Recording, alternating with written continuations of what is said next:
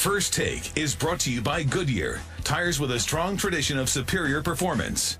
And Geico, 15 minutes could save you 15% or more on car insurance. Get up for College Game Day, built by the Home Depot, Saturday morning live from Clemson, South Carolina. It all starts at 9 Eastern on ESPN and on Watch ESPN. This will be the second all-time meeting between five-time MVP Peyton Manning and 2012 MVP Adrian Peterson. Manning's Colts defeated Peterson's Vikings 18-15 in Week 2 of 2008. Manning threw for 311 yards and a touchdown, while Peterson had 29 rushes. Wow, that's a lot, for 160 yards. In the past 7 seasons, these two have taken home 4 NFL MVP honors, despite each of them missing most or all of one season. Very, very impressive. Stephen A., who wins this weekend, Peterson or Manning? Well, I think Manning wins this game because Manning doesn't have to go against his defense on a Sunday afternoon. Adrian Peterson, Minnesota got bright after giving him the ball just 10 times in the first game. They've given him the ball 49 times over the last 2 games. Got a 134-yard performance against the Detroit Lions and rushed for like 126 last week against San Diego. And obviously Teddy Bridgewater keeping the turnovers to a minimum, so the Vikings deserve respect for that. But Peyton Manning is Peyton Manning. Still got Emmanuel Sanders, still got Demaryius Thomas, okay? His running game's got to step up with C.J. Anderson and Ronnie Hillman. They got to run the football. They're only 18th in terms of their passing offense. But that Denver Broncos defense, Skip, they're the 3rd-ranked defense in the NFL. They are number 1 against the pass, number 6 against the rush. DeMarcus Ware got 3.5 sacks. Okay, you look at this secondary with Akeem Talib and Chris Harris. Chris Harris is a guy that's been on our show. He is big time, and we all know what Akeem Talib can do when healthy. His durability is always a question mark. His ability is never a question. You combine that with the rest of the defense, the way Von Miller is going after the quarterback, DeMarcus Ware is going after the quarterback, the way they're playing as a unit. I don't see Adrian Peterson being able to do what he's done the last 2 weeks against this defense, but I see Peyton Manning being able to do that against the offense. Completely for agree. his offense against Minnesota defense. I'm all Denver in this game, and Adrian Peterson will not go for 134 or 126 against this defense in that city. And I'm still in awe of all this Peyton is done talk. Peyton has lost it. He's lost his fastball. He never had a fastball, and he's still Peyton. He doesn't even have a run game now, and he's playing at an extremely high level. I like him against Adrian Peterson in this game. I like him in the mile high, too. And I think the run game gets going, just like Justin Forsett did. You love that. You love when I side up with you. It means good things for Skip Bayless. Not really, but Stephen A., enjoy the weekend. Good to see you. Skip, you too. See y'all on Monday. Have a fantastic weekend. Be safe. Joining us now on the phone is Cowboys corner Orlando Scandrick. Orlando is currently rehabbing from the knee injury he suffered late in training camp. Since 2013, he's led all Dallas defensive backs in interceptions and sacks. Orlando, thank you so much for joining us. Man, thanks for having me. I'm sorry I couldn't be there with you guys today in person, in the flesh. It's okay. I'm not. What happened? What happened? What's the deal? Just rehabbing. I'm just trying to, do whatever I can to recover and regain the form that I was in before I got injured. All right, understood. I guess that's a little more important. But let's get into it. So your boys lost last week at home to the Falcons. Julio Jones had only 3 catches in the first half, and then he went off in the second with 9 catches for 137 yards, 2 TDs. Orlando, what happened to your Cowboys defense last Sunday? I think we just let it get away from us. I think we kind of had some technical errors, but you know what happens. That game's behind us. The boys are looking forward to this Sunday, and I'm looking forward to watching them. Stephen A., give me just a second with my friend, my friend Orlando, because he has a bone to pick with me, because when he went down in training camp, even though I had called him all of last year the best player on my Cowboy defense, I couldn't just jump off the horse at that point and say all is lost. So I started saying, wait a second, it's not like he's Deion Scandrick. As good as Orlando is, he's not Deion Scandrick. So I'm going to hang in with my Cowboys. But Orlando Scandrick did not like that. So the floor is yours, Mr. Scandrick. Skip, I ain't too upset with you, but I mean, thank you. I think it was a loss for our team. It was a tough loss for me, and I think some players are players that, depending on like how you look at it, you can't replace them. It's not just what I bring, to the defense, but it's what you bring to the team from a leadership standpoint, just from an experience standpoint. But I don't really have a bone to pick with you. I just feel like you was talking about when you said that. Well, I got that, and I will be the first to admit I missed you during the second half last Sunday at Jerry World because you would have made a difference on Julio. I'm convinced of that, so I will give you that much. Thank you very much.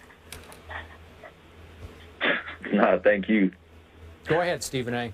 Well, I don't know why y'all want me to be a part of this. It ain't even an interview. As far as I'm concerned, it's just a love fest with all of you Cowboys. Look, Orlando Scandrick, you can play. You're a friend of the show. You know I got love for you, bro. But I have no love for your team. I think y'all are average, even though you've got elite talent. Somehow, some way, something will happen to get in the way. I'm sad, very much so, in all seriousness, that you got hurt. And I don't root against you individually, and neither my boy Dez, because I love me some Dez Bryant. But I just have a problem with the Dallas Cowboys always walking around like you're champions instead of a team that hasn't won a Super Bowl in 20 years. Do you have a problem, or do y'all have a problem with me having that attitude? Not at all. I mean, you got the right to have that attitude. We haven't won anything, and I think that we're striving for excellence. And every day we're trying to get better around here and trying to reach perfection. And I understand people feel like we haven't won in a long time, but as an athlete and as a player, you know, part of the Dallas Cowboys, we try to just envision things. You got to envision those things so they can come true. So, of course, we're going to walk around every day and carry ourselves like we're champions because that's what we're striving to be. So, Orlando, as a team leader, tell me how much concern you have about Brandon Weeden playing quarterback at New Orleans this Sunday night. None at all, man. This team was built to survive injuries, and I think Weeden will be fine this weekend. I think our defense is going to show up, and, you know, I'm looking forward to this weekend. Good. Orlando, I have a question. What do you mean this team is built to survive injuries? What proof do you have of that, sir? I mean, our offensive line is great. Our running backs are good, and our defense is built to carry this team. Your defense? You mean without you, your defense is built to carry? Really? Absolutely. We're going to be How getting you come some up with players that conclusion? back we're going to be getting some players back next week. Next week, and we'll be fine. Yeah, and by the way, Mr. Smith, how about a Greg Hardy and a Rolando McClain and a Randy Gregory will soon be back in Orlando? How much better will those players make this defense? A lot. I can't even put it into words, but, to have those players returning that are in the front seven, it's going to make it a lot easier for the secondary and for everyone else.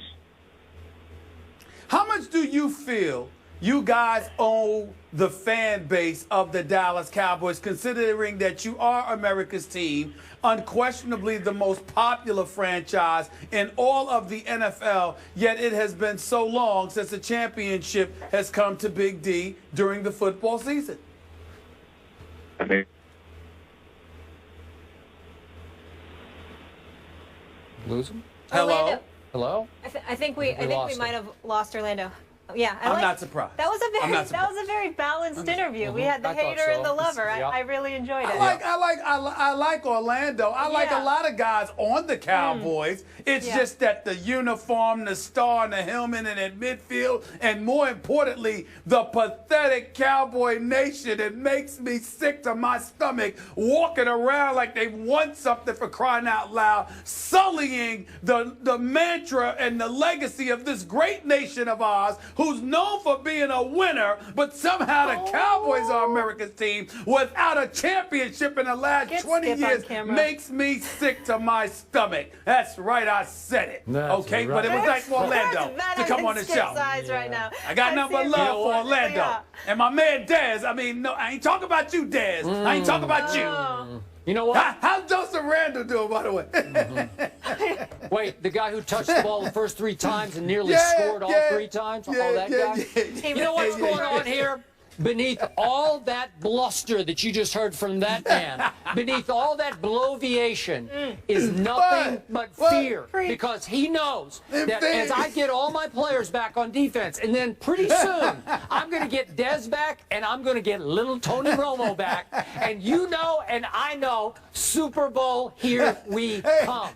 You know it and I know it, and you are scared to death of it. Hey, Skip, say those names again, because you said those those names and then said if they, when they get back, you're assuming they're going to stay back. You sure? They will stay back. Are you sure? Yeah. Oh, yeah. They'll stay back, stay in your psyche, and they will haunt you from about December on.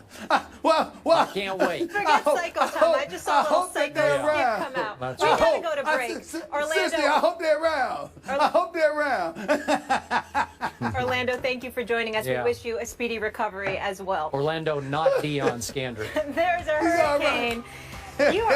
He's out of control today. Yes, he is. Headed towards the East Coast this weekend, but as of right now, Philly and Washington are still scheduled to play Sunday. We'll discuss that after the break. Stephen A.'s having a good old time.